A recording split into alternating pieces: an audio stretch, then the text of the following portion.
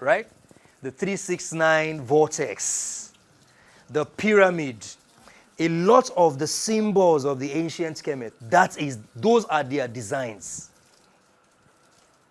Right? Because they understand that they have to keep, there is something, the reason why there is this, segregation is for power differential. For you to have a percentage of people ruling the world, they can't give you everything. They have to keep a lot of information from you because they say knowledge is power, but that's not absolutely true, right? But knowledge is also in different dimensions, right? She knows Joshua very well. Joshua was in Nigeria like 3 weeks ago. And even Joshua is a bosom childhood friend. Every now and then reveals different things about himself to me. I said, but you don't tell me, say, you be this person.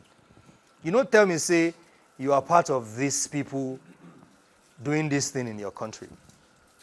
Right? Because until people know that you are ready for something, they won't give it to you. A friend of mine who is an elderly man was telling me that he's going to introduce me to somebody.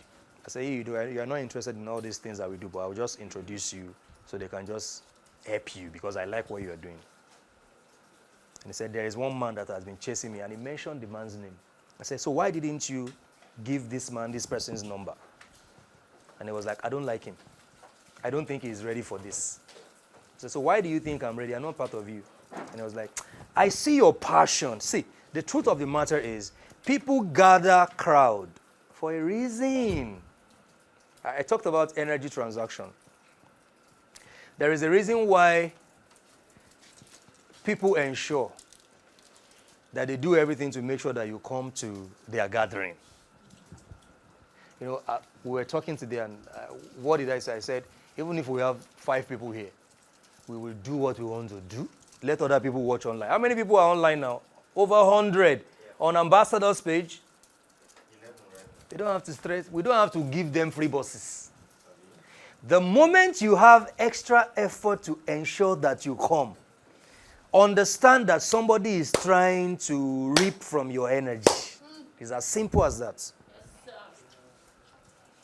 And these are esoteric dimensions that a lot of people don't understand. And for you to reach the apex of your authenticity and become the best version of who you are, you must. My mother will always say that.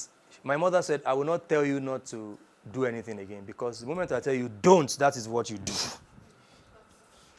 So all the books they told me don't read, I read them. All the places they said don't go, I went there.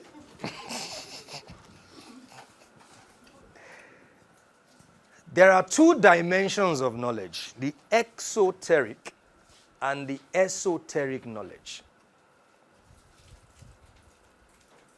The exoteric and the esoteric knowledge. Because over the years, people have always thought that, knowledge is power. No.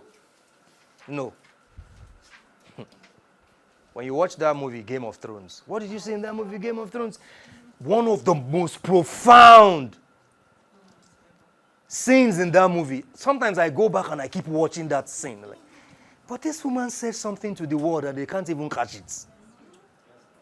And you have Littlefinger, a man, poetic. A man he knows how to use words, knowledgeable. And he started talking and said, knowledge is power. And the woman said, okay, I'm going to prove to you today. And she told her soldiers, seize him. And they seized him and said, slit his throat. And they brought out their sword and said, no, step back. And they stepped back and he said, power is power. Knowledge is the awareness of a fact or information aimed at understanding. That's all. Information. We are in the psychozoic age of human understanding. The Aquarius age. Ambassador last year, we Aquarius age. It's like waiting up. Now, when you look at a lot of young people, I'm sure you guys you're going to prove me right. There are young people in their early 20s, their late teens, the confidence they have to ask you questions, my generation could not ask those questions. So if this is this, what is this? Why do you think that is where when they say last days, is simply a transition from one age to another. The world is not coming to an end. I'm sorry to burst your bubble. Everything is recycling after its kind. Everything is recycling. So we are moving into another age, the Aquarius age. It is a psychozoic age of human understanding. It's as simple as that. And that's why you think, oh, everything is happening and things are coming to an end. What's that? It is the age of knowledge. Knowledge is spreading like wildfire. That's why there is access to knowledge. You can go on social media right now and then you start Googling and researching. And then you can build an empire on an information you didn't pay a dime for. That's true. The awareness of a fact or information aimed at understanding. Now, the problem with a lot of people is their aim is not to understand. It's just to puff up. Now I know I'm better than everybody. Can you tell me about quantum physics? And they describe it to you and they use big words and all that. Because your pursuit of knowledge must be, the goal must be, it must be aimed at understanding. That must be your goal. To understand that knowledge. Because wisdom is the action word. We'll get there. Now, one of the archaic meanings of knowledge is sexual intercourse. I've said this several times. One of my most trending videos is the video I made about the private part of a woman is a money gate. Everybody is interested in that video. So, who should I sleep with? Who should I not sleep with? Come on, man. Now, one of the archaic meanings of knowledge is sexual intercourse. Now, when you understand life from this perspective, you are able to streamline your excesses. Because listen to me, I always tell people, when people come for private session, you know, I'm so sorry that I'm not proud of myself. I just allowed him, I've been sleeping with him. You are 30 years old. Come on, man. You are 30 years old. Religion told you that you can repress your sexual urge. You are 30 years old. You will sleep with somebody. That's right. At 30. Come on. Because, see, as humans, we are social beings, right? We're social animals. I want to know her. Yes. Right. If I want to know her, from the esoteric ancientology, perspective, to know her, I have to sleep with her. Because the archaic meaning of knowledge is sexual intercourse. Yeah. That's why they say you cannot unknow somebody you have known. Somebody Emi said something years ago. I can never forget it. He said, he traveled to Abuja and then he now met somebody, his ex-girlfriend. And then when he met her at the airport and both of them discussed, and something in his mind was like, Kai, God, sure say I'm not going to try do something again. He was already a married man, pastor of a big church. And then he had to pick the phone and call one of his friends, who is his accountability partner, and said, this is the way I feel. And the guy simply told him, just imagine the consequences of you sleeping with her. Compared to the pleasure, compared to what you have built.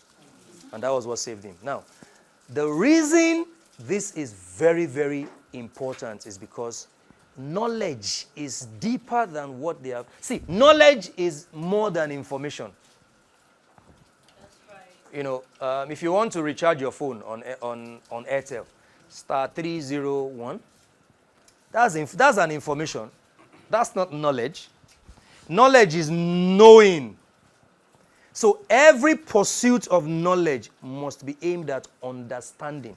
I want to embark on a journey of knowing this particular aspect of life. But my goal is to understand. My goal is to understand. So knowledge is that deep that it is in the antediluvian age. When you say, I know her, I have slept with her, that's what it means. Like maybe guys are having a conversation.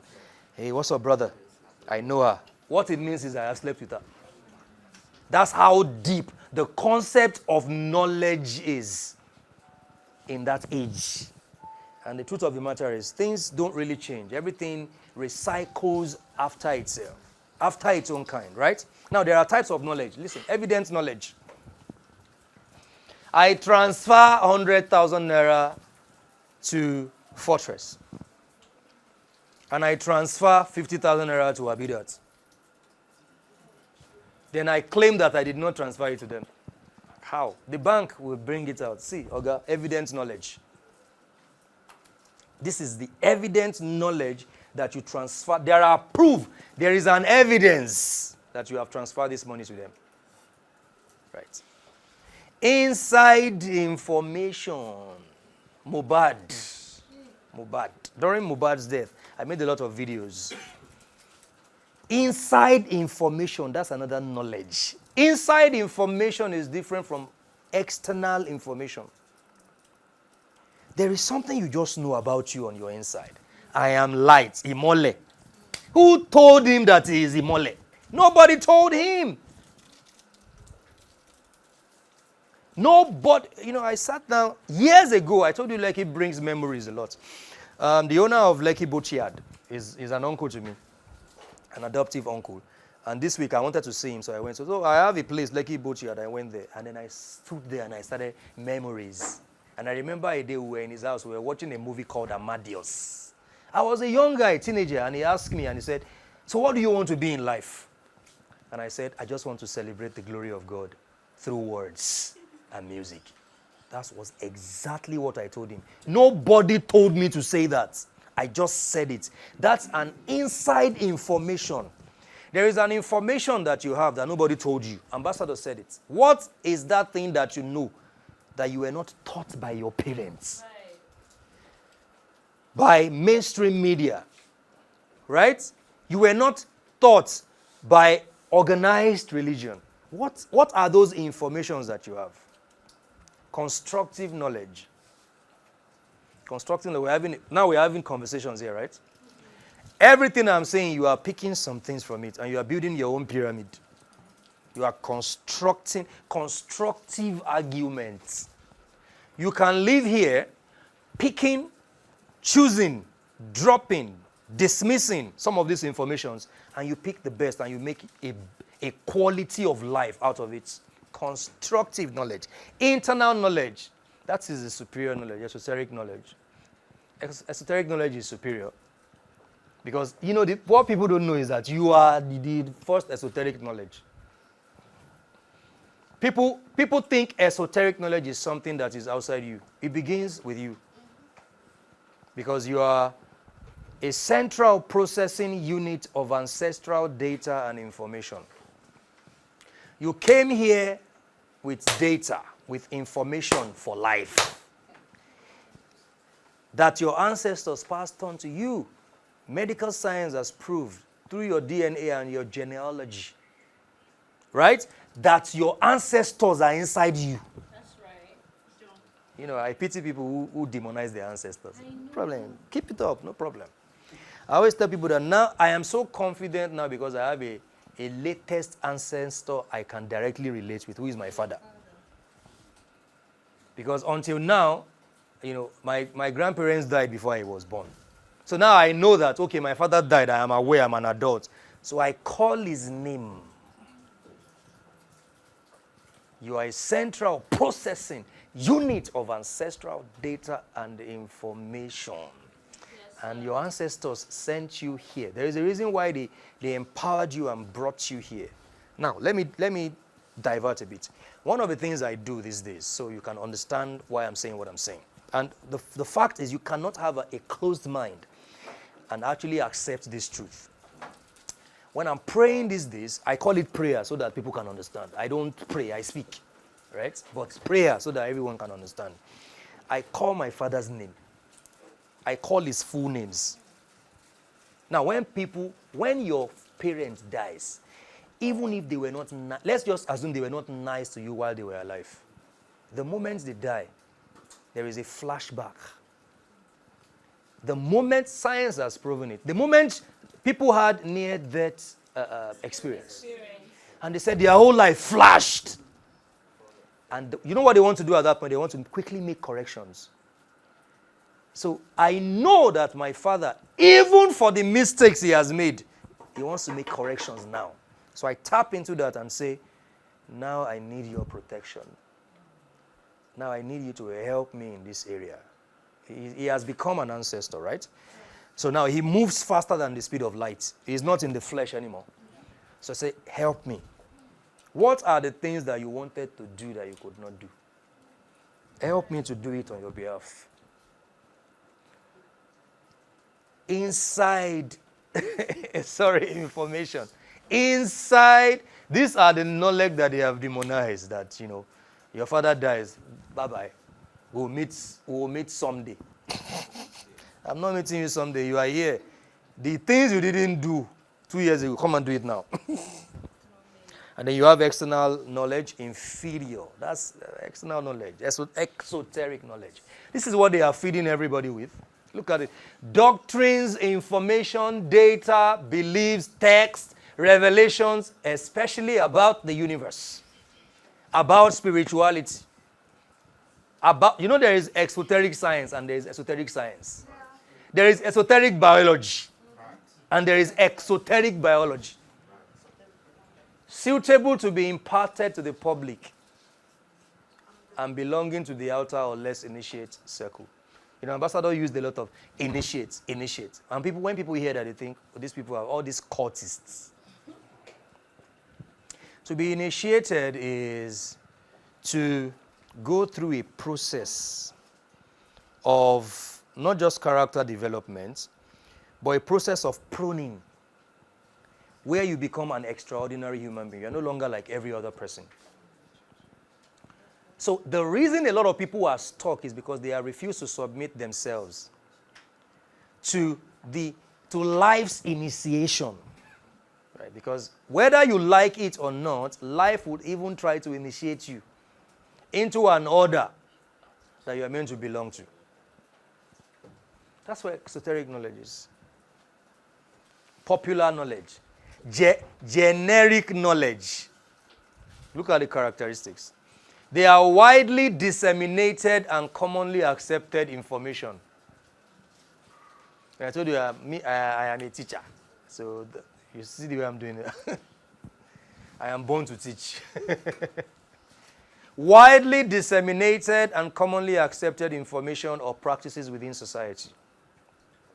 What everybody accepts. What they have accepted for years. Things that do not sound like an assault to their theology. This is who God is. And everybody has preached and said the same thing for decades. That is what it is. Someone else will come and say something. No, this is evil and demonic. Knowledge that is readily available and accessible to the general populace. Readily. You are not even the one that is searching for it. You are not making any effort. It's presented to you on a platter. No effort needed. Concepts, teachings, ideas.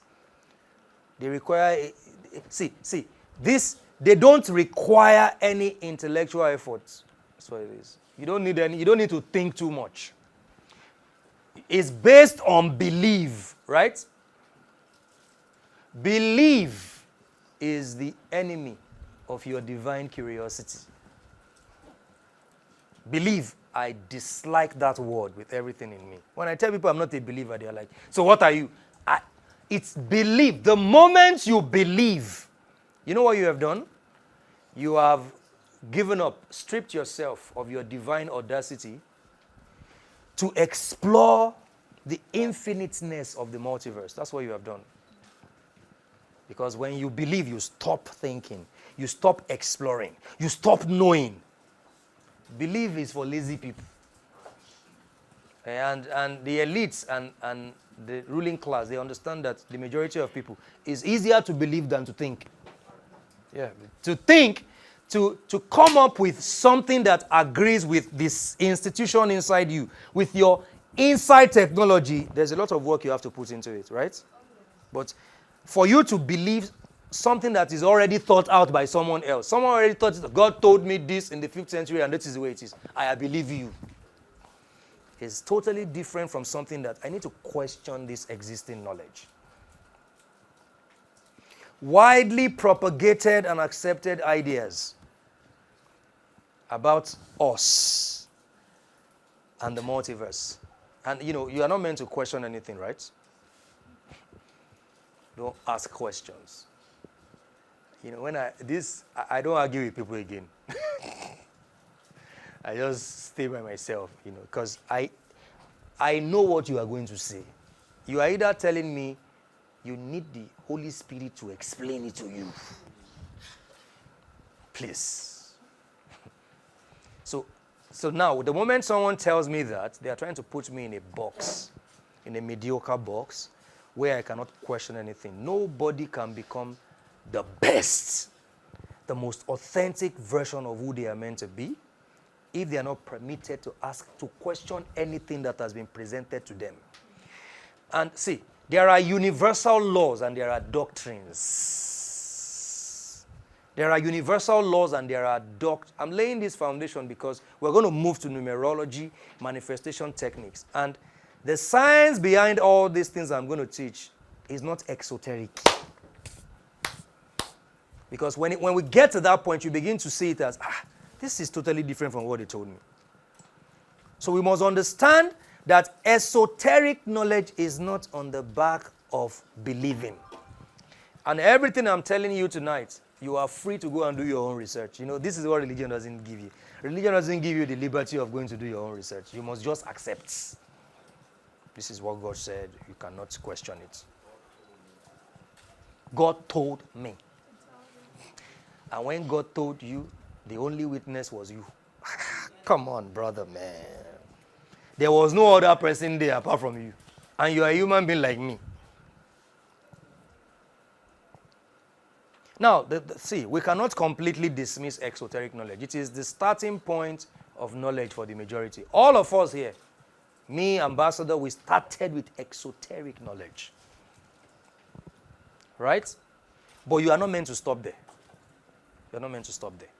The people who are going to rule their world and who are going to become who they came here to become, they are the people who at some point they start asking questions. I can't just keep accepting these things. Yes. I need to ask questions.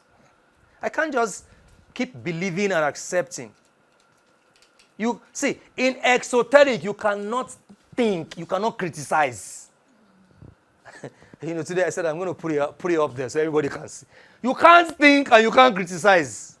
Haven't you seen in northern Nigeria? Everything is blasphemous to northerners. Sorry if you're a northerner, because I live in the north too. Everything is blasphemous. Somebody says this, somebody says, burn them. Come on, man. For you to even have that kind of approach to your belief, then it means that your belief does not have any solid background. It's a fact. Because if you have confidence in what you believe, you are going to be open to dialogue and criticism. Now, there are dangers of exoteric knowledge. Let's go there. Self-limitation. Self-limitation. Now, because the moment you believe, now there is a limit, there is a boundary that has been cast before you. You can't go beyond this. Oh, come. We are going to show you how to know God. Sometimes I read on social media, they say, know God for yourself. And then when Charles starts knowing God for himself, there is a problem. So I asked my brother, who is a pastor, I said, you keep saying people should know God for themselves. Can you handle it when they start knowing God for themselves? Exoteric knowledge cannot accommodate the idea of people knowing God for themselves. Because the concept of divinity is so diverse that you cannot only see it through the lens of just one person. God reveals himself to each and every one of us through different ways. Sufism, the beauty of Sufism. Sufism is the esoteric dimension of Islam. Sufism teaches that God is in everything. God is in this chair. Look at the beauty of this chair. God is here. God is in this book. God is in everything. You can see his beauty and his glory and his grace in everything. But religion doesn't tell you that. It says God is in a particular place and you must go to that place. No, come on, man. Limitation. That's what limitation is. So God is in you, and when you start experiencing God is in you, it is easier for you to see God in everyone and in everything. Omnipresent everywhere. Apathy and lethargy of divine curiosity. I love this one so much. The fight is to hinder you from being curious. I hope you know that. You can't just have your curiosity in place. You can't just be, how can you just have the levity and the, luxury of curiosity that you can just be curious for anything? No. Exoteric knowledge pushes you into that state of apathy and lethargy of divine curiosity. You were born with divine curiosity because you were born an explorer. We're all born explorers. You are meant to explore the earth. You are meant to question everything. Right. That's why you see children, when they start growing up, they start asking questions. Shut up, what are you asking me? So when you say shut up, you know what you're doing? You are shutting down their divine curiosity. That's what you're doing. And then you now introduce something to them. Indoctrination. Inability to think independently. Now, you know why I love what I do? Everyone here, you can go back and do your own research and think independently. And we will not feel insecure. And whatever you come up, whatever comes out of that, no problem. If it produces results for you, we're okay with it. Organized religion is built on exoteric knowledge, so it does not give you the audacity of thinking independently. How? You must think as a group. You must think as a group. It's like a herdsman, the sheep. My sheep hears I am not a sheep. Everybody must go the same direction and the same way. Exoteric knowledge is powered by fear and ignorance. I'm going to say something. A lot of people are going to, I'm sure that you can handle it. The day I overcame the selfish fear, the ignorant fear of hell, and the selfish reward of heaven, I became a free man. A lot of people right now, your life is still governed by the ignorant fear of hell and the selfish reward of heaven. If I am flying to Abuja and I have plane crash and anything happens, I'm not afraid of anything. Right? I am not afraid of the afterlife. I'm afraid of hell. That, if I'm not kind to him, I will go to hell. No. I am kind to him because I'm a human being with a divine center. I was born divine. So I'm not meant to be unkind to him. I am meant to be, by default, I am meant to be kind to him. So I'm not doing it because if I'm not kind, I'm going to hell. Or if I'm kind, there is a reward for me in heaven. No! The moment you overcome the ignorant fear of hell and the selfish reward of heaven, you begin to live your best life. So, I have a friend who is an agnostic. You know who agnostics are? They are not atheists. Agnostics are different. They are not sure. I'm not an atheist, I'm not an agnostic. I believe in God. Right? But agnostics, Ahmed is an agnostic. He is not sure. Right? So let's just assume that you're an agnostic, you're not sure, and maybe you now die, you go, and there is heaven and hell. At least you are kind to him. Right? You're not unkind. But if your whole life, your incarnate existence is built, your motivation for doing right is built on the perspective of the fear of hell, no, you can't live your best life. Fear can never produce anything substantial. It's impossible. It restricts your inquisitiveness.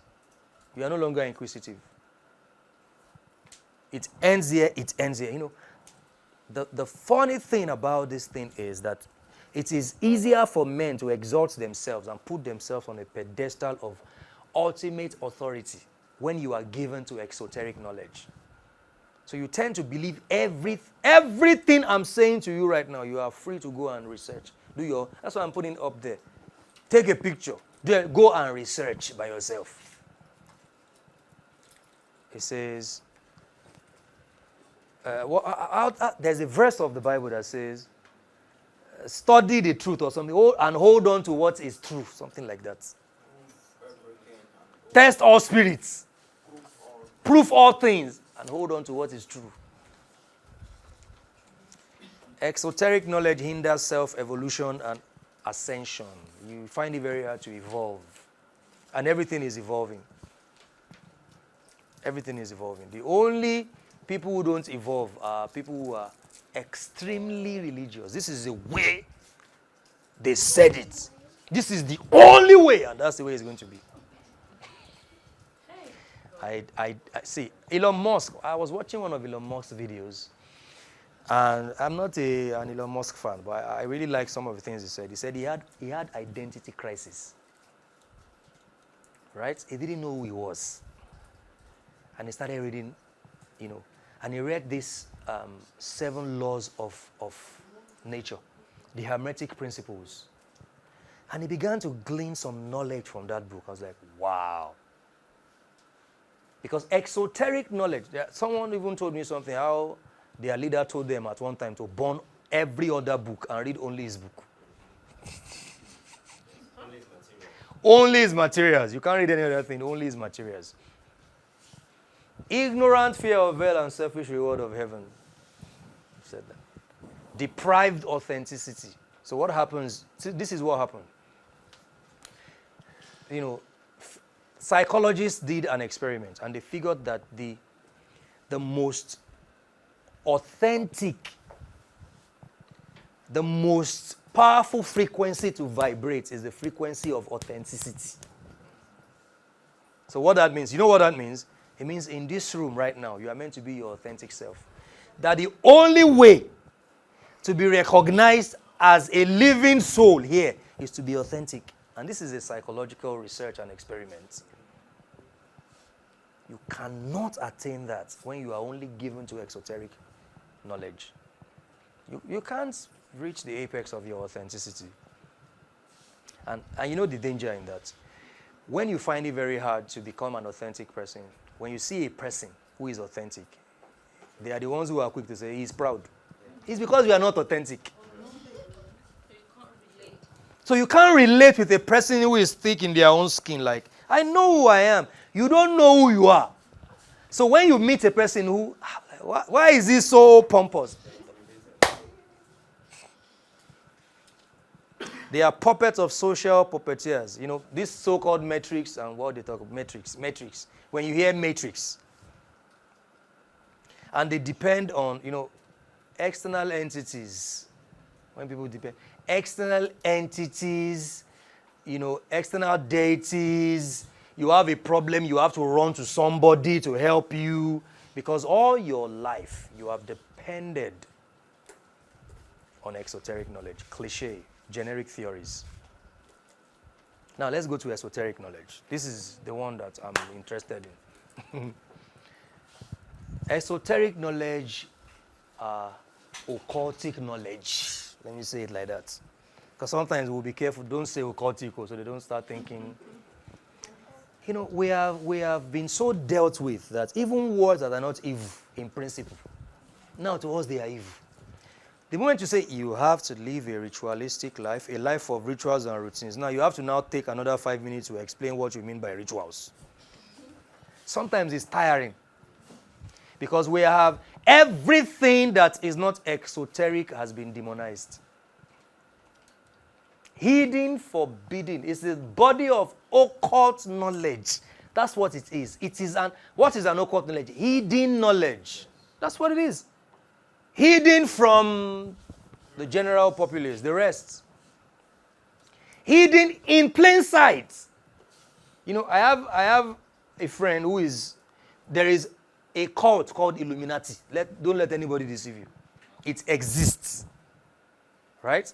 And I have someone who is a part of that, who is a minister in a country, in a Middle Eastern country, right? Who is like a big brother to me. And he sends me materials.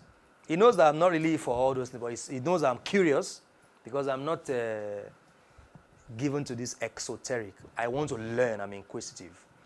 And they send me emails every now and then. And guess what they say? They say, at the end of every email, they say, we are everywhere watching you. We are everywhere. The all-seeing eye. We are everywhere watching you. So what that means is it is hidden in plain sight. So not that it is hidden that you cannot access it, but it requires extra effort. It requires extra effort to engage in this knowledge. It is designed to be understood by the initiated alone. And it is restricted to a small group, right? Yes, sir. For instance, what we are doing here today is I am initiating you into a court. We are ready. Oh, God. It is restricted because not everybody, you know, someone said he was speaking somewhere and then some people were standing up and leaving. One of my friends, I was like, why are they listening? They couldn't handle what he was saying. Because their heart is not ready for that. Because this knowledge is restricted to a small group. A small group. And that's why, listen, the people who manifest their greatness in this world, they will always be small groups of people. It's always the 1%. Forget it, it will never change. It will always, so are you going to be one of the 1%? Yes. Yes. So now, I love the way, you know, I did a research and I was checking dictionaries and I love how the information Merriam-Webster gave me. Look at it here. Aristotle had this group of people. The Greek philosopher, he had this group of people. And what he was doing was, there was something he was teaching the general public. But there were things he was teaching a small group of people. Right. Remember Alexander? Alexander, what's his name? The Alexander, Alexander the Great, not Mesopotamian, Macedonian king. He was a student of Aristotle. There were several princes who were students of Aristotle. So these were his esoterics. They called them esoterics. So for instance, this is not social media. You guys are gathered here. You are more or less like esoterics. Because you have spent some money to come here. You want more. You came here and you sat down. You are esoterics. Guess what? Every Aristotle student, they became giants. They became emperors, kings, warriors, generals. That's what they became. You have to give yourself, you have to open your mind and your heart to esoteric knowledge. And there's nothing evil about it. It's just hidden knowledge. In plain sight. If you look carefully and you pay attention and you're open-minded, you will see it. It's hidden in your movies. It's hidden in the logos of organizations and companies. It's hidden in your Starbucks coffee logo. Right? It's hidden in Amazon. It's hidden in Microsoft. Right? They are using it to advance their own agenda. But then you have been told that it is evil. Characteristics of esoteric. It requires investigating. And you are free to go and investigate. That's the beauty. I love it so much. You are free to go and do your own research. You are free to explore. You are free to engage critical thinking. You are free to do all that. You see, listen. You are a well. Everyone sitting down here today, you are a well of esotericism. You are the Word of God. Let me say it like that. You are the, okay, now say it after. I am the word of God. I am the word of God. But the interesting thing about the word of God is that it must be written. And then it must be spoken. And it must become flesh. Right? Yes. It must become a living, it must become a manifested reality. So most of the things that you see in the holy books are coded programming languages that you are meant to be, as much as they try to hide things, they still give some things out. So you are the one that would spend extra time and effort to decipher some things. Because you are the word of God that became flesh. You were a seed. Your father met your mother and passes his spermatozoa and it fertilized the egg. And you began to grow in the matrix of your mother's womb. You are a seed. You are that word that now became flesh. You are the word of God. Now, are you writing that word of God? Because it's meant to be written. That's why in the esoteric community, if there is something that we push here, is the fact that you must write with your hand. Not all this typing on phone. You must write on journals. One of the exercises in the 18 Days Manifestation Marathon is story writing and storytelling. It means you write the story of your life in 5 years. How you want your life to be in 5 years, you write it. In 5 years, me, so person, this is a story writing and storytelling, because the written word must become the spoken word, and the spoken word must become flesh. Now, esoteric deals more with thinking, not believing. I've said that. But for you to embrace this dimension, you must have this interest. You must show enthusiasm. You must be enthusiastic. I want to learn. And I believe that's why you're here. Because you want to know and you want to learn. You want to break these jinx and these limitations and boundaries of dogmatic religious doctrines. That they've told you that we'll show you who God is, but you can't go beyond this point.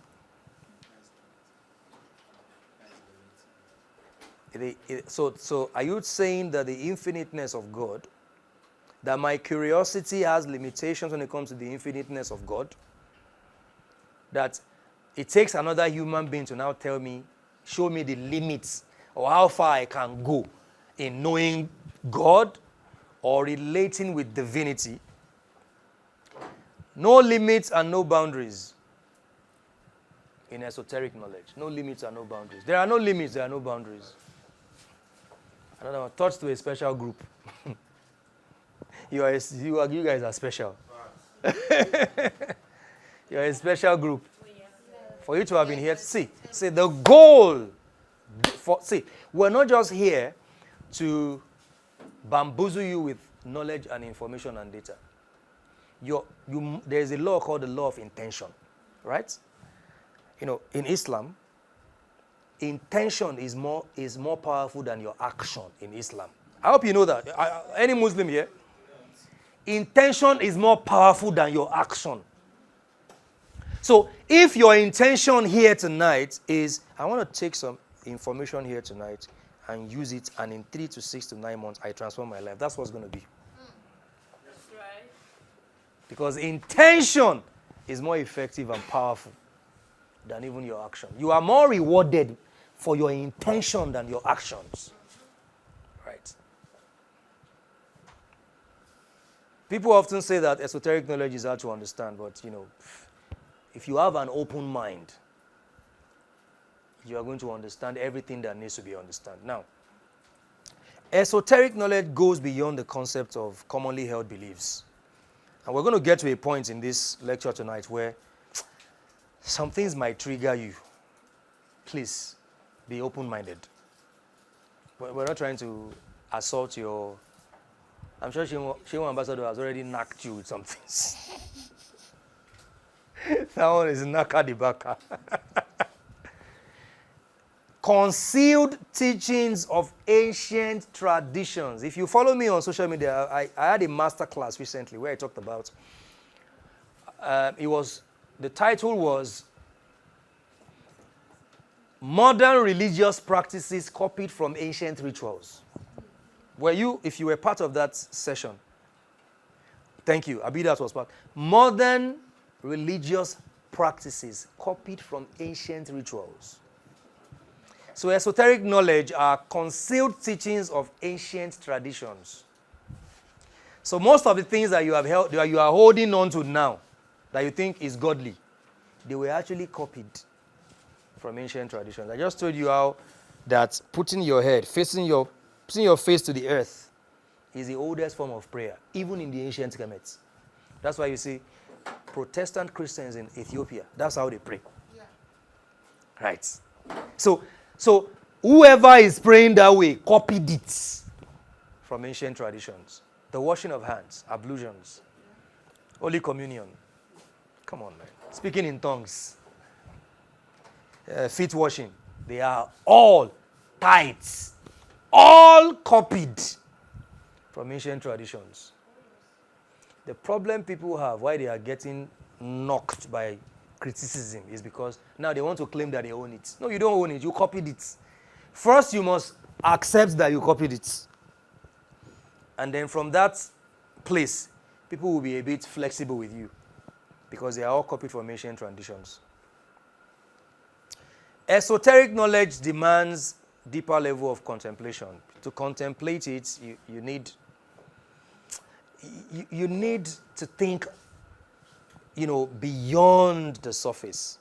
What did I say yesterday during my live session? I said, and seriously, this is more or less like a new revelation for me. The requirements for greatness extends beyond religious affiliation. You know what our parents taught us that is really, really limiting us? Go to church and read your Bible. Go to mosque and read your Quran. The requirements for greatness extends beyond religious affiliation. People will come to you and tell you, God did it. There are many things that they did backstage. They are not telling you.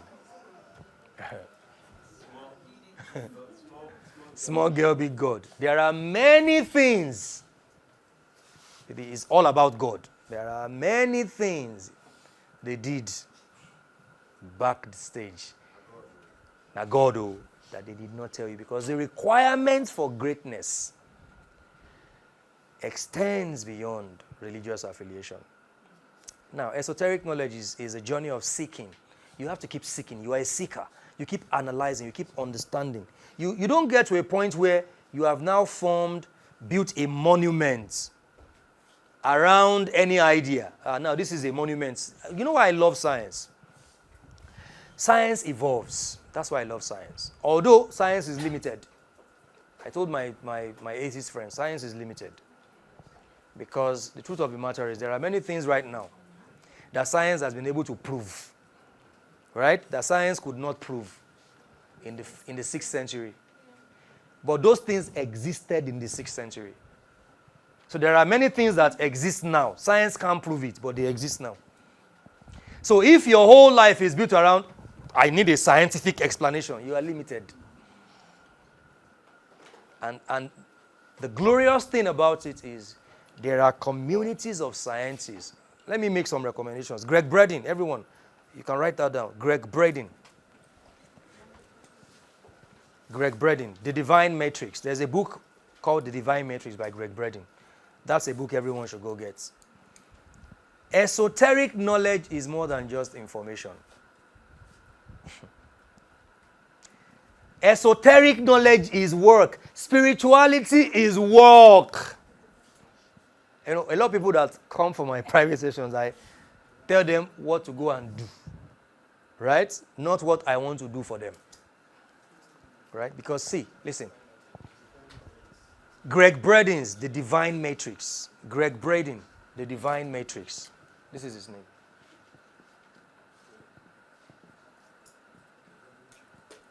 He wrote The Divine Matrix. That's the book called. Greg Braden is a geologist. He's a scientist. He's in the category of Bill Carson and all. Do you know Bill Carson? Yeah. If you know, there is a platform on YouTube called Gaia. You should check this platform out. This platform will revolutionize your life. This platform, Gaia. Yeah. These are the people behind Gaia.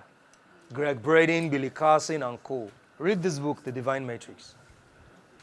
Okay. Spirituality is work. It is work.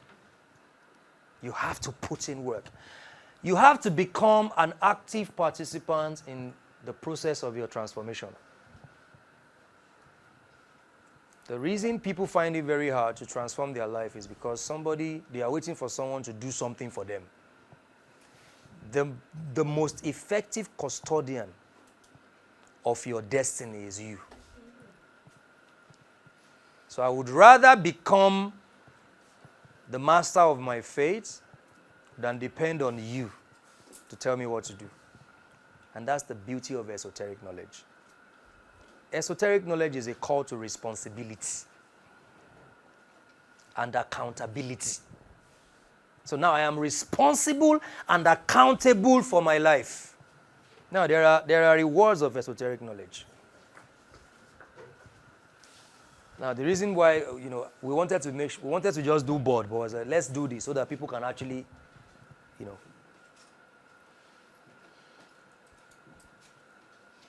The esoteric realm is a realm reserved for the inquisitive minds, people who can think, people who are open-hearted, people who can invest their time, people who can invest their efforts.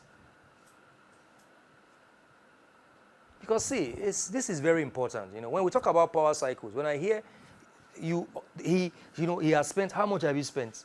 As in finances in the Power cycle. more than 3 months. He's always, investing, making sure that I observe my power cycle. Yeah, it's given to elements. Some people don't like using elements. No problem.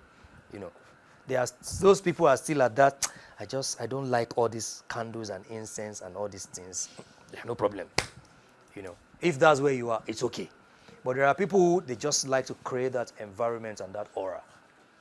Because they must observe their power cycles. You know what it means for somebody to observe 11 days in a month as power cycle? And if you're a Christian, most churches, first 3 days of the month, are a week of spiritual emphasis. That's the power cycle of the church. Now, that's a general power cycle. Imagine how powerful your own power cycle. This is a power cycle connected to the intensification of your numbers. Your day of birth, your life path, your destiny expression with your personal day number. Come on, man. That's the esoteric dimension of power cycle. But you must be willing to... Madam Grace yesterday, she was like, when she came and she told me about her son, I was like, all my family, they all know their power cycle for the month. And they can calculate it by themselves. I was like, this is how to raise children. Because when you understand that, then you become... Nobody can bamboozle you. Nobody can bamboozle you. We are not trying to become some form of oracle over people. Me, I don't see. Let me tell you the truth. Me, I like enjoyment. So if they leave me, I'll just be traveling to different places. When I have live sessions, I do it. This event, I do it. The whole idea of telling people everything to do about their life, I am not cut out for that. A lot of people, they enjoy it. Yeah, they sit down. Don't go out tomorrow. Don't marry that guy. That girl is evil. I cannot be that to anybody. And this is why my goal is to help people cultivate your own power. And you can only do that through esoteric knowledge. The best I can be to you is your teacher and accountability partner. Hold you responsible, wake you up in the morning and tell you, I don't want to hear. One of our sisters, amazing testimony. She has switched job now in this year. 3 different places, international organizations. There's another one who is also, she wanted to switch a job because she only took techniques and she started applying them. So like, should I go for that other interview? I said, you know what to do. And next thing, okay, I went. They gave me the job again. From one level of glory to another. Another sister, she wanted to buy a car. She had the money. And then she woke up and said, I said, no, I'm not going to use my money to buy a car. And then she called me and said, someone gave me a Honda 2014. When I hear such stories, I'm like, they didn't even tell me and bother me about anything. I don't want to be bothered. Some people enjoy it, but I don't want to be bothered. I just want people to take these universal principles. They are not my principles anyways. They are universal principles that you take them and you are consistent at them. Because in esoteric dimension, there are no limits, no boundaries. See, someone told me, a female friend, because I was doing this lecture. My friend invited me to his real estate company, and I was showing all my presentations. I said, no, don't be doing that. I was like, I will show them, let them see it and write it. Let them write everything there. We are not gatekeepers, right? One of the problems I had when I started this esoteric thing on social media were people sending me messages, you share too much, you are showing people too much. I was like, okay, I want to show them too much so they don't bother me. The more of divinity you explore, the more of yourself you discover. Write that down. I swear to God. The more of divinity you explore, the more of yourself you discover. You know, I said that belief is the thief of your divine curiosity. When you believe, it strips you of your divine audacity to explore the infiniteness of the multiverse. Because now you have believed. No more work to do. And you know why? Because the universe is in you. Hallelujah. The day I figured out that, of course, the universe has 5 shapes. This is the shape of the universe. You can go do your research. This is the shape of the universe. And I'm going to show you tonight. Those who are watching online, you can do your own research. There are some things that Google won't show you. You have to do research and research. This is the shape of the universe. That's the shape of the universe. So the universe is in you. So what is your shape? Right? You have a head. You have 2 hands. Right? And you have 2 legs. 5 points. Right? As above, so below. So the universe is in you. And that's where we got the concept, the law of source from. You are the source. Everything outside you are tools that you use for your ascension. You are the source. You know, the reason I struggle with people sometimes is they still don't get the fact that they are the source. The day you understand and you tap into the dimension of source, that's the end. That every solution to every problem that you have, they are in you. The answers to every questions you have, they are inside you. You have not tapped into that source, and that's the reason why you are struggling. The more of divinity, let me say it this way, the more of God you discover, the more of yourself you discover. The more of divinity you explore, the more of yourself you discover. Esoteric knowledge, personal discovery. Ambassador has a book called Personal Discovery Secrets. It's an amazing book. It will help you. To evolve and embrace your true potential, you must resuscitate your inherent divine curiosity. We've talked about that. And your incessant quest to comprehend the boundless expanse of the multiverse. Come on, brothers. It's already in you. You know, the beauty of this thing is that it is already inside you. It's not something you are... Jesus said, the kingdom of heaven is in you. They will tell you the kingdom is here. The kingdom is here. No, don't run here or there. The kingdom is in you. It's in your mouth and it's in your heart. The kingdom is in you. So the road to personal discovery is to begin to find it in yourself. Find that light in yourself. The light you are looking for is inside you. You must first find it before you can find it outside of you. So the esoteric journey is the journey of the pursuit of yourself. Who are you? Because you cannot travel that journey without esoteric knowledge. You can't discover who you are, the entirety of who you are, your holistic self without esoteric knowledge, guys. You can't. Now, I'm not saying that you must trash exoteric knowledge. Ambassador had a session on TikTok, I think it was in May. He struck a balance between exoteric and esoteric knowledge. You know, I said it begins with esoteric, right? Exoteric, rather. And then it grows, you evolve into the esoteric. But you cannot stay at the exoteric level. Because whether we like it or not, in the African community, the way it is at the moment, we're all raised with exoteric knowledge. That is changing now, where you have 9-year-old asking their father, who is the father of God? Who told me that? Someone told me that his son asked him, who is the father of God? And he was just dumbfounded, like, Kai, I don't cast today. I was like, what am I going to tell this child? Who is the father of God? We must embrace the balance. It is in embracing the balance that we are able to integrate. Right? You know, the beauty of embracing the balance. You know, I go to places sometimes and then they ask me to come and speak. And what I give them is exoteric knowledge. I don't give them eso, I give them exo.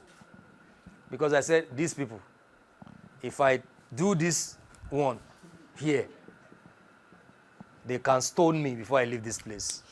So I just give them, I give them this, I don't give them this.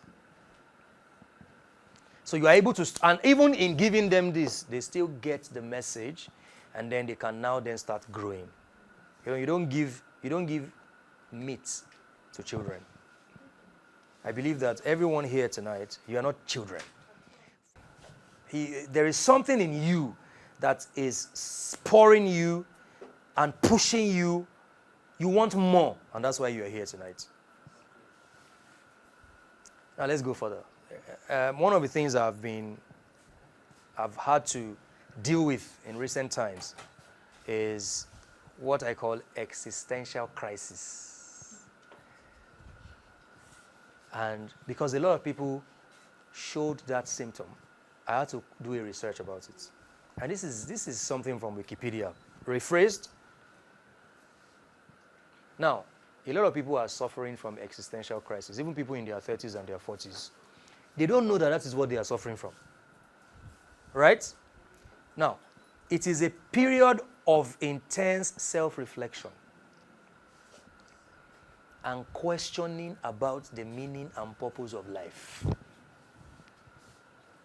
It is characterized by feelings of unease. Even Elon Musk said he had it. Anxiety, confusion about your identity, about your assignments. This is what people call depression. I hope you know.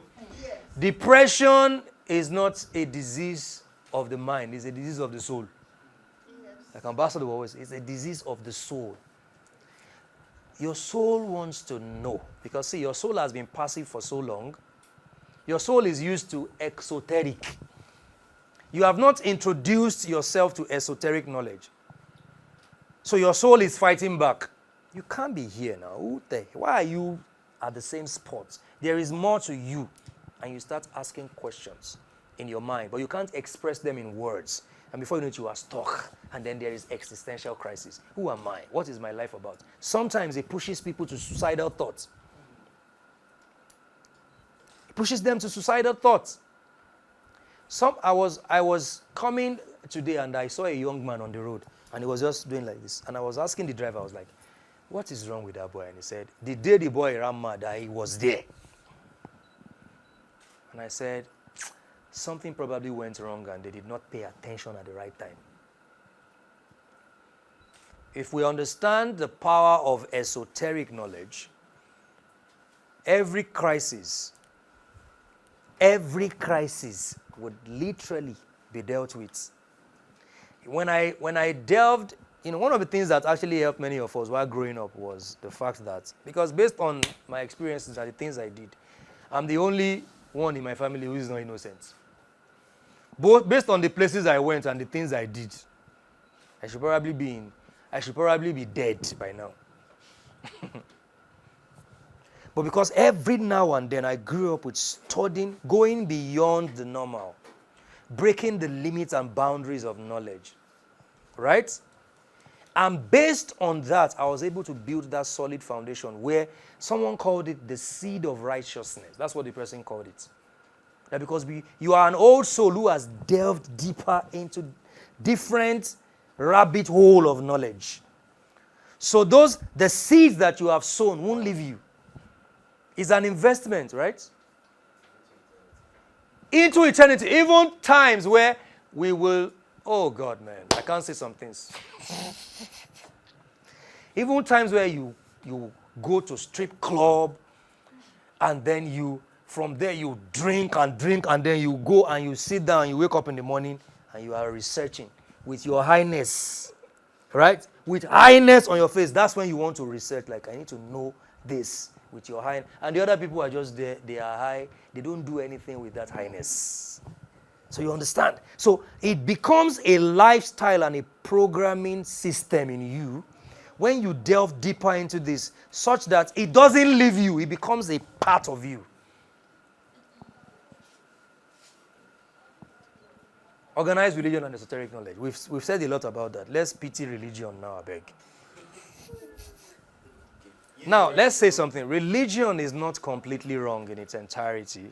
Not in the context of what they say it, what they call it here. Because religion is actually a tool. I said, be religious about your spirituality. Religion is a tool that you use. It is not something that should use you. I use religion. It doesn't use me. The reason we have problems in this world, the major problem we have in this world is extremism. Religious extremists, gender extremists, social extremists. There are many of them, different types of extremism. Because these people are allowing something they are meant to use them. Right? When you are religious about your spirituality, you are able to relate with every human being, whoever they are, whatever they are, whether they are Christian, Muslim, Buddhist, Hindu.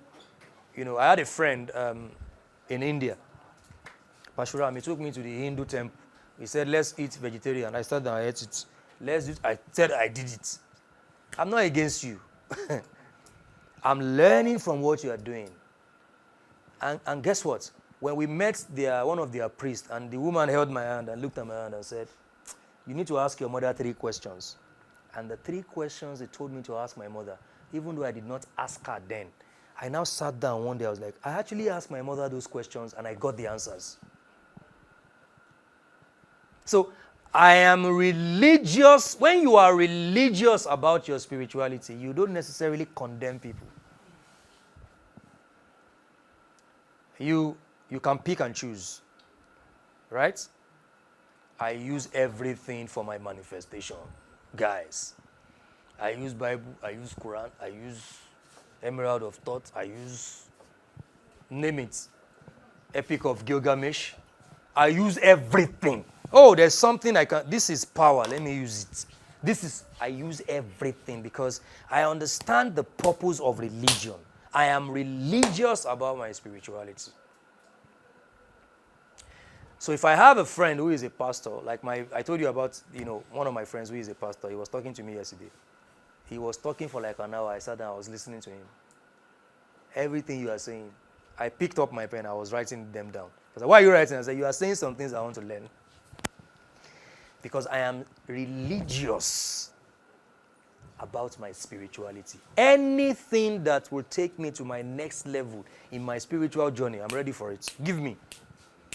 And because I understand that I am the source, Everything outside me are tools that I use. So I'm using it. It's not using me. So I can pick and choose, right? So the first law is to understand that you are the source. Now, let's look at something very important. This is the division here. Every religion that you see, we're on social media, right? Yes. Okay, no problem. Every religion that you see, they have their exoteric and their esoteric dimension. How many people here know about Gnosticism? Maybe after you should go study about it. The esoteric dimension of Christianity is Gnosticism. And this is the oldest community of Christianity, so-called Christianity. Knowledge of self. Now, there are various factions in Islam. I hope you know that. I never knew that Islam was so divided until I studied in Dubai. And I had 2 classmates. And both of them were Muslims. Lovebirds. One is from Bangladesh, one is from India. Lovebirds. I'm like, why don't you guys just go and marry? No, we can't marry. I'm like, why? No, because our parents won't let us marry. Text me. Yeah, text me. It's like, really? It's like, your parents won't let you marry? Yeah, you text me. Easy, please. Your parents won't let you marry? I was like, yes, they won't let us marry because we belong to different factions of Islam. I was literally shocked. Yes. Whoever helped you to type it. It was like Sufism. some things don't seem right. Oh, yeah. Sorry, Sufism is esoteric. This one is exoteric. Thank you very much for that. So please correct it if you are taking a picture of it. So you see, please, I'm not, I said that you are the source. Everything are tools that you use, right? Someone just gave me a book. I don't know if Ajay is here. It's about Sufism. I've read a lot about Sufism. When you study, okay, so please correct this. This is meant to be here, and this is meant to be here. When you study Sufism, when you read from, philosophers like Rumi, you understand that this goes beyond just mere religion. Right? There are many things they are hiding from you in the exoteric that are in the esoteric. So I figured that even Judaism, which is the exoteric, Kabbalah is the esoteric. When you hear some things about the Kabbalah religion, many of you that are saying Abraham blessings are mine, you say, God forbid, I don't want this Abraham, because Abraham was not he wasn't into Judaism, he was into the Kabbalah religion. The Abrahamic religion began with the Kabbalah religion, not Judaism. Kabbalah is the mother of Judaism.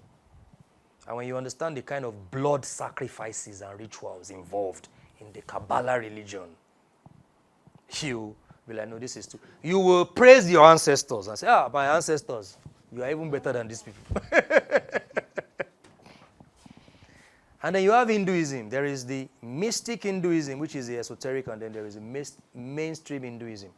Now, I'm sure you've met a lot of Indians who they still eat chicken. They don't eat meat, but they eat chicken. Those ones are serious Hindus. Those are the mainstream Hindus. A true Hindu is vegan. It is a religious movement that claims salvation through a special form of secret, please note, esoteric, secret knowledge. Secret knowledge. Now, the emphasis is personal spiritual knowledge above the pro-orthodox teachings, traditions, and authority of religious institutions. Personal spiritual knowledge. That's what he's talking about. Now, when you study the historical Jesus, right? The historical Jesus actually was not a Christian, right? It's not like these things are so important to me, but I need to know these things for the sake of academics, right? He was a member of the Brotherhood of Essenes. There was a brotherhood called the Brotherhood of Essenes.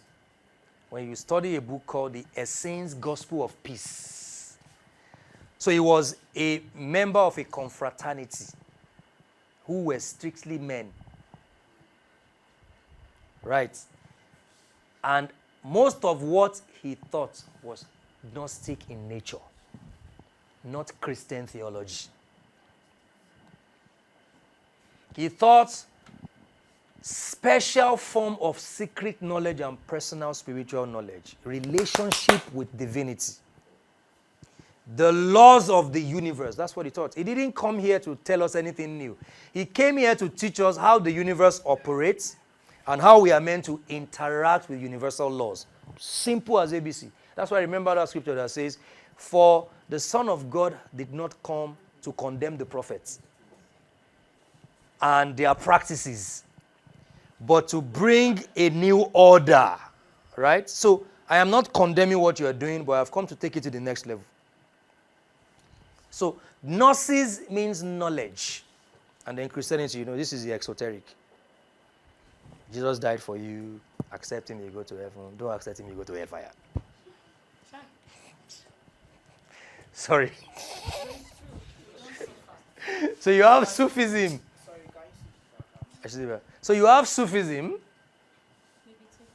Sufism is see, there are Muslims here, right?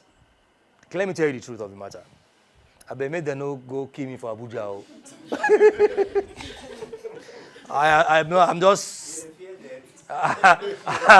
I'm just saying this, so I'm not. There are Sufi Muslims everywhere, right? For information purpose only. For information purpose only. Yes. Yeah.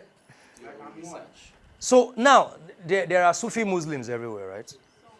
Sufism is mystical Islamic belief, right? Yeah? You are a Sufi. Guys, listen, when you... Ahmed is agnostic, right? But is more into Sufi Islam. Right? There are a lot of Sunnis, Shias, name them. They don't like the Sufis because they believe that the Sufis are they do strange things. Right?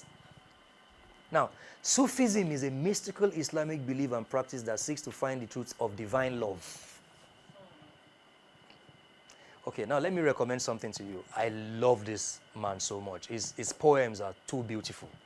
You read some of his poems and you want to cry. His name is Ibn Arabi. He's the son of Arabi. Okay, Ibn Arabi. Ibn Arabi. Let me write down his name. I-B-N Arabi. There is a poem that he wrote called Alone with the Alone.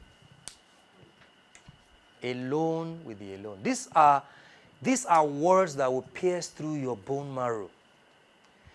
And then you will begin to discover the divinity in you. You will begin to connect and tap into your divine center. Just by the words of a man like yourself, because there are no boundaries and no limits to these people. It seeks to find the truth of divine love and knowledge through direct personal experience of God. Right? That's why it is called the tasawwuf,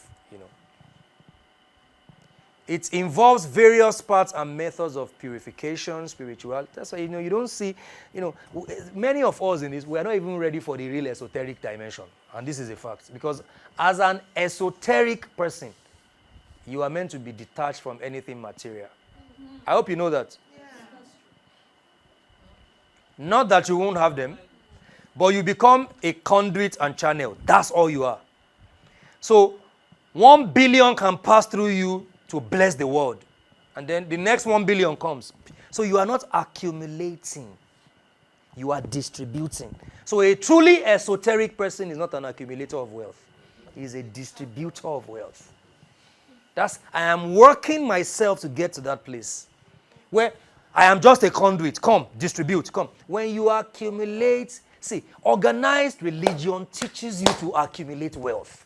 And then the same religion is telling you, you are going to, the world will soon end, though. You are all going to hell and fire. But it's also telling you, how can a human being have 200 houses?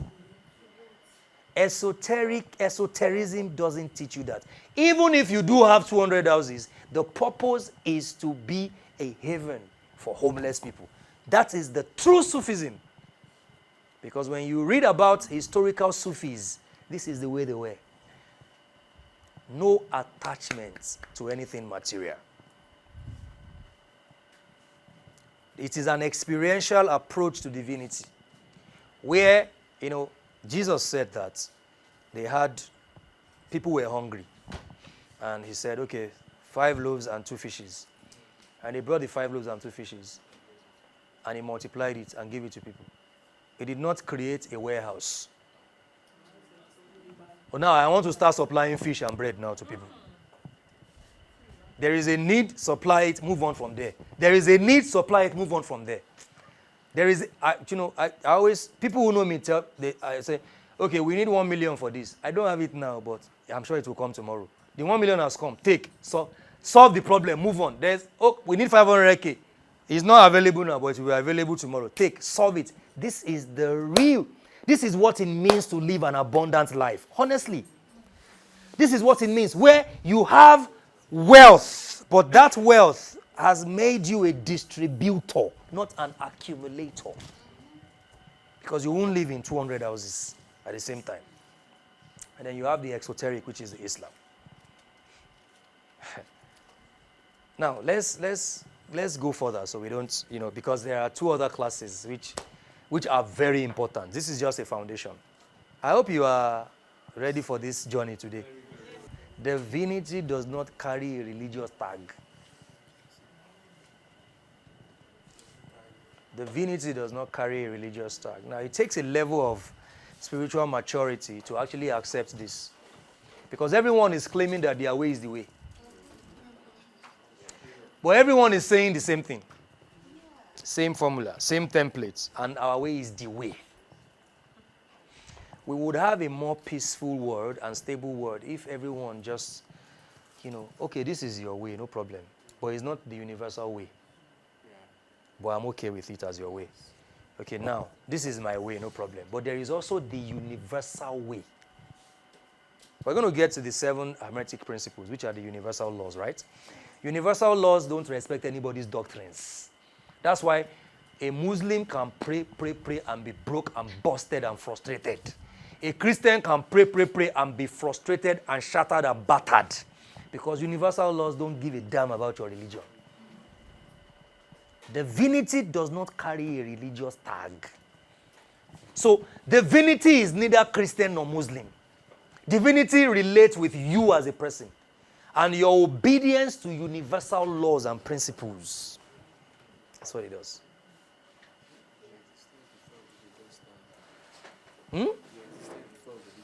You existed, thank you for that, before every religious tag. Because your soul pre-existed your body. Right? Before you came here, I hope you know you existed before you came here. Your soul was waiting. Oh, that man his pull-out game is not that great. Okay. He didn't pull out at the right time. Bam. And then you quickly connected. Divinity does not carry a religious tag.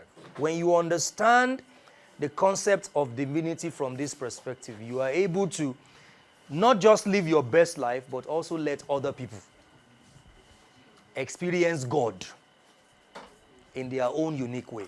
Right? Now, exoteric knowledge boxes God, but esoteric doesn't box God. Religion tries to box God, put God in a box. But the intelligence cannot be put in a box. It can't be put in a box. It can't be put in a box.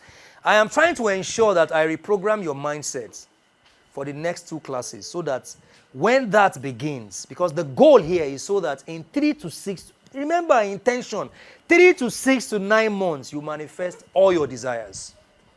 But you can't manifest your desires if you hold on to delusions. Delusions are, this is a lie. This is the truth, but you hold on to the lie. God, being infinite intelligence and boundless, transcends human constructs and theological boundaries. God transcends every religious doctrine. So you can't put God in the box of any religion. You respect religion. The prophets did an amazing job, actually. They came and then they taught us. They interpreted divinity to us based on their own experience with divinity. Right?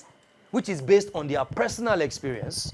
But you can't tell me that what was taught to me in the 2nd, 6th, 7th, 8th century is the absolute truth about divinity. I cannot accept it. Because everything has evolved. Were they using smartphone then? No. So why should I stick to what they taught me about divinity in the 2nd century? No, I won't do that. But guess what? Keep reasoning, keep thinking, keep exploring. I love it. In Sufism, Sufism projects God as an entity who is happy when you start exploring and questioning him. Wow, I love what he's doing. I love it. God is having a fantastic intercourse with you when you start exploring his infiniteness. So God is larger than every religious confinement. Yes, you can't put God in a box. A lot of people's prayers are not answered because they have put God in a box.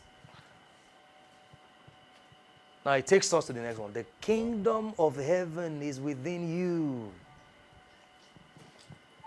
The kingdom of heaven is within you. See, this subject is another master class on its own. Guess what? Because when we quote this, people think it is directly from Jesus. No, Jesus was quoting a book that existed before him. He was quoting a book that existed ages before him that says that the kingdom of heaven is within you, and if you know this, you will know yourself. And if you don't understand this dimension, you would give in. You will become a victim of centralized power. Religious institution, they promote the idea of centralizing power to one entity, to a place. And the whole idea is to take you out of yourself to the point where you are giving credence to something outside you. It must not be about you. Religion is threatened by you discovering your inner technology. So power does not reside within you. It resides outside you. Religion is okay with that. But the moment you start thinking, there is power in me, I can cultivate my own power, then religion is angry. But the kingdom of heaven is within you. God is in you. Come on, man. The power is in you. The power is inside you. But you are meant to discover and cultivate that power that is resident inside you. Nothing has power over your life without your consent. I have a friend who is a pastor who said that, he left a church and then the pastor cursed him. And they cursed him, and then he said, since they cursed him, his life has not been moving forward. So what can we do about it? And I said, your first problem is that you believe that your life is not moving forward because somebody cursed you. That's your first problem. Because now you have consented to another human being having power to dictate the outcome of your life. Now, let's share one esoteric knowledge. And then we're going to close this class and take a break and move to the next one. Now, this is something that if you understand this, I am living on this, right? This is why I don't have a problem with Satan. You will never see me bind Satan. I don't have any problem. Evil is nothing. The etymology of the word evil, avil, it means nothing. Especially, for those of us Yoruba, in the Yoruba couple spiritual system, there is nothing like evil. The issue they told you about. That's why when people celebrate Ajayi Crowder, I'm like, that's a fraud. Ajayi Crowder is a fraud. He didn't know what to do about translating the Bible to Yoruba, and then he took one of the deities in the Yoruba's couple system and Eshu, who is the one at the entrance, who is the one that receives your prayer, and turned him to devil. That's not Satan. Even in the Igbo Kupu system, what's that thing they call Satan? Ekwensu is not Satan. Yes. Ekwensu is not Satan. But how do you now balance these things? After so many years of fighting Satan and binding him. I can't remember the last time I said, I bind you, Satan. How? I don't have any business with Satan because, listen, the battle for the soul of humanity is not between God and Satan. So, the battle for your life is not between God and Satan. God cannot fight Satan. They are not at the same level. In that context, right? It is the battle of the gods, right? It's the battle of the gods. Now, there's another dimension to this. When you study the whole concept of the Judeo-Christian characterization of God, it is referred to as Elohim. How many of you have heard about Elohim? How many of you call God Elohim here? Have you ever called God Elohim? Yes. Okay. So when you say Elohim, you know what you're saying? You're actually referring to a polytheistic pantheon of gods, not monotheistic God. Because Elohim is a plural word. It's a the Elohims, right?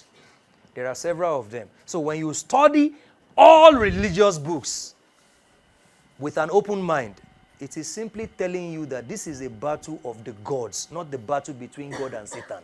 Satan is a distraction. This is a distraction.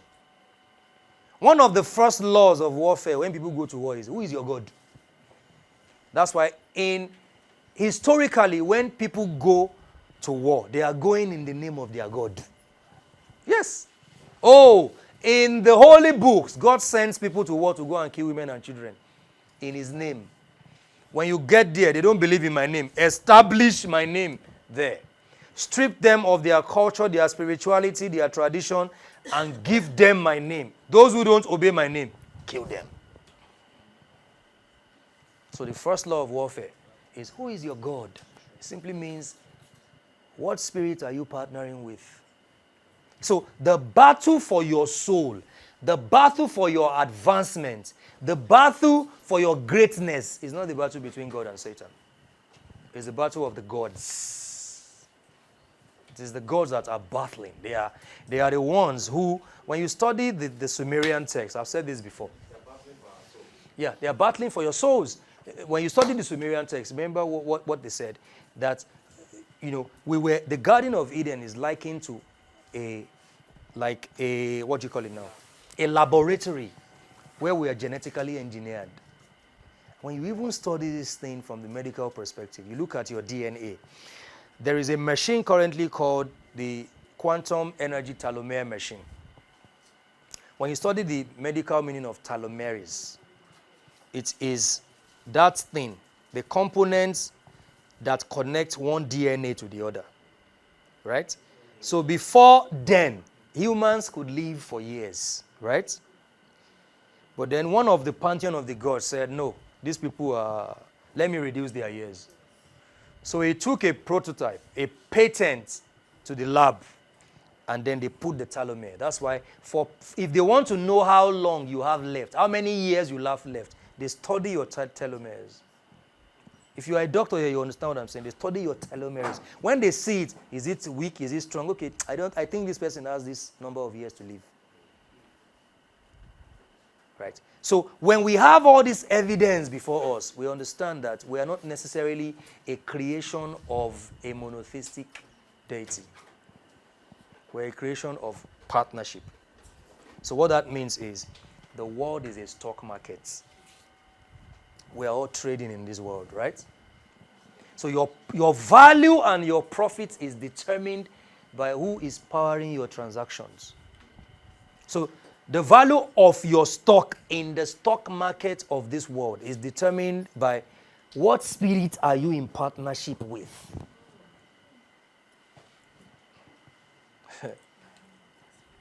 Is it the spirit that is transgenerational, or a spirit that is, forced on you?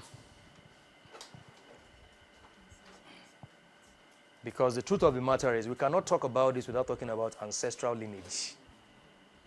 Right? There is the concept of the ancestral dynamics involved in this. But the point here is, it is important for us to now sit down and ask, when every child is born into this physical existence, physical plane, a spirit is assigned to them. You know that? When you talk about the Yorubas, akosejayi, right? There is a spirit assigned to every child to guide them, to, lead them. And this is why in numerology you have life path number, you have destiny expression number. There is a spirit assigned to you. Are you in connection with that spirit? Or you are chasing shadows?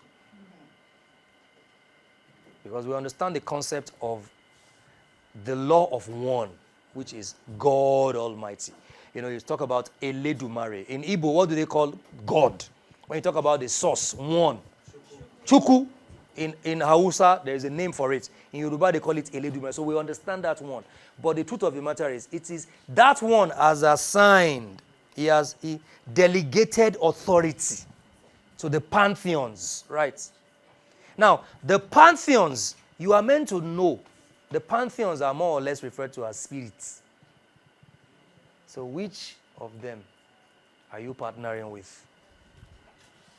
Because your value and profits in the stock exchange of the world is determined by who you are partnering with. I'm too conscious of time, so let's... that's what it is. It's determined by that. Now, when you understand life from this perspective, then you know that God is not necessarily an entity that you name. It is an entity that you relate with. You relate, there are patterns. For instance, I have studied the patterns of my relationship with divinity. So let's assume that I need something to happen in the next 21 days. I know the patterns based on the trajectory of my relationship with divinity. I have serious issues when people start asking some questions. How? No. The process, you are the one that I can ignite the journey in you, but you have to be the one to study the patterns. So you have to study the patterns. I have discovered that as long as I refer to God as infinite, I relate with that concept of infinite intelligence. Right? That's what it means. He knows everything. He has all the power. He's everywhere. So let's say I'm pursuing a business. I am now interpreting divinity through the lens of those three characteristics. I may not be in that business meeting, but my spirit, the spirit that guides and works for me, with me, is in that meeting. When my mother was praying for me after my father's burial, she said, after this burial, every money you have spent. I said, amen. Right? And then I have one of my boys in Abuja that called me and said, there is a deal we started. In absentia, a deal was closed. Right? I was not there. Right? I was absent. Because over the years, I have related with divinity from the perspective of, I don't have to be there to lobby. The spirit that partners with me is there. Now, this is not something you are religious about, that you must have a name.